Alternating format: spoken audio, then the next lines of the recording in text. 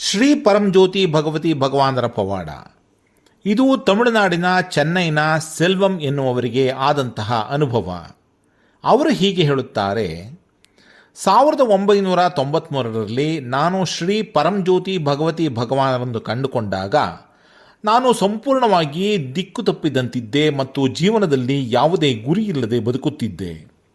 ನಾನು ಪ್ರೌಢಶಾಲೆಯಿಂದ ಅರ್ಧಕ್ಕೆ ಹೊರಬಂದವನಾಗಿದ್ದೆ. ನನ್ನಲ್ಲಿ ಯಾವುದೇ ವೃತ್ತಿ ಕೌಶಲ್ಯಗಳಿರಲಿಲ್ಲ ಮತ್ತು ಬಹಳ ಕಡಿಮೆ ಆದಾಯಕ್ಕೆ ಒಂದು ಕಂಪನಿಯಲ್ಲಿ ಕೆಲಸ ಮಾಡುತ್ತಿದ್ದೆ. ಯಾವುದೇ ಅನುಭವ ಅಥವಾ ಜ್ಞಾನವಿಲ್ಲದೆ ಕೇವಲ ಭರವಸೆಯೊಂದಿಗೆ ಸ್ನೇಹಿತನೊಬ್ಬನ ಜೊತೆ ಸೇರಿ ವ್ಯವಹಾರವನ್ನು ಪ್ರಾರಂಭಿಸಿದೆ. ಆದಾಗ್ಯೂ ಯೋಜನೆಯೊಂದನ್ನು ಯಶಸ್ವಿಯಾಗಿ ಪೂರ್ಣಗೊಳಿಸಿದ ನಂತರವೂ ಸುಮಾರು 6 ಲಕ್ಷ ಬಾಕಿ ಹಣ ಬರಬೇಕಿತ್ತು. ಈ ಪರಿಸ್ಥಿತಿಯು ನನಗೆ ವಿಪರೀತ ಒತ್ತಡ ಮತ್ತು ಅನಿಶ್ಚಿತತೆಯನ್ನು ಉಂಟುಮಾಡಿತು.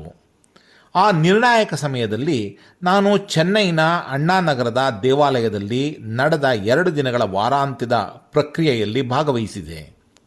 ಅಸಹಾಯಕ ಹೃದಯದಿಂದ ಬರಬೇಕಾದ ಹಣವು ನನಗೆ ಸಿಗುವಂತಾಗಲಿ ಎಂದು ಆಳವಾಗಿ ಪ್ರಾರ್ಥಿಸಿದೆ.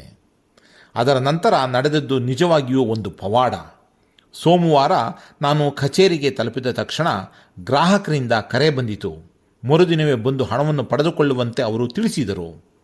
ನಗದು, ಡಿಮ್ಯಾಂಡ್ ಡ್ರಾಫ್ಟ್ ಮತ್ತು ಚೆಕ್ ಮೂಲಕ ಸಂಪೂರ್ಣ ಮೊತ್ತವನ್ನು ಪಡೆದಾಗ ನಾನು ಆಶ್ಚರ್ಯಚಕಿತನಾದೆ. ಅದು ನಾನು ಅನುಭವಿಸಿದ ಮೊದಲ ಭರ್ಜರಿ ಪವಾಡವಾಗಿತ್ತು. ಆ ಕ್ಷಣದಿಂದ ಶ್ರೀ ಪರಂಜ್ಯೋತಿ ಭಗವತಿ ಭಗವಾನರು ನನ್ನ ಜೀವನದ ಪ್ರತಿಯೊಂದು ಹಂತದಲ್ಲೂ ನನಗೆ ಮಾರ್ಗದರ್ಶನ ನೀಡಲು ಪ್ರಾರಂಭಿಸಿದರು.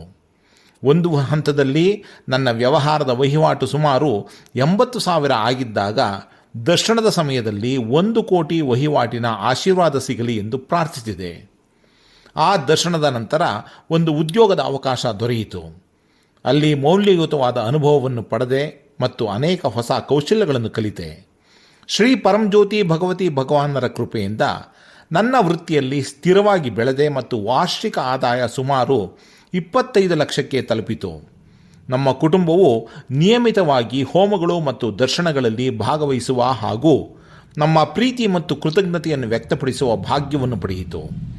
ಕೆಲವು ವರ್ಷಗಳ ನಂತರ ಗಳಿಸಿದ ಜ್ಞಾನ ಮತ್ತು ಅನುಭವದೊಂದಿಗೆ ಸ್ವಂತ ಇಂಟೀರಿಯರ್ ಡಿಸೈನ್ ಮತ್ತು ಪೀಠೋಪಕರಣ ವ್ಯವಹಾರವನ್ನು ಪ್ರಾರಂಭಿಸುವ ಆಶೀರ್ವಾದವನ್ನು ಪಡೆದುಕೊಂಡೆ.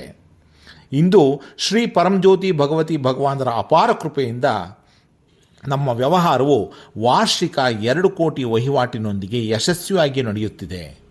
ಹಿಂತಿರುಗಿ ನೋಡಿದಾಗ ಗೊಂದಲದಿಂದ ಸ್ಪಷ್ಟತೆಯವರೆಗೆ, ಹೋರಾಟದಿಂದ ಸ್ಥಿರತೆಯವರೆಗೆ ಮತ್ತು ಮಿತಿಗಳಿಂದ ಸಮೃದ್ಧಿಯವರೆಗೆ ಸಾಗಿ ಬಂದ ಈ ಪ್ರಯಾಣವು ದೈವಿಕ ಕೃಪೆಯಿಂದಲೇ ಸಾಧ್ಯವಾಗಿದೆ ಎಂದು ನನಗೆ ಅರ್ಥವಾಗುತ್ತದೆ.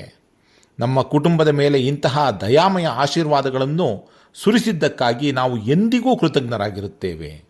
ಶ್ರೀ ಪರಂಜ್ಯೋತಿ ಭಗವತಿ ಭಗವಾನರ ದಿವ್ಯ ಪಾದ ಕಮಲಗಳಿಗೆ ನಮ್ಮ ಹೃತ್ಪೂರ್ವಕ ಪ್ರಣಾಮಗಳನ್ನು ಅರ್ಪಿಸುತ್ತೇವೆ.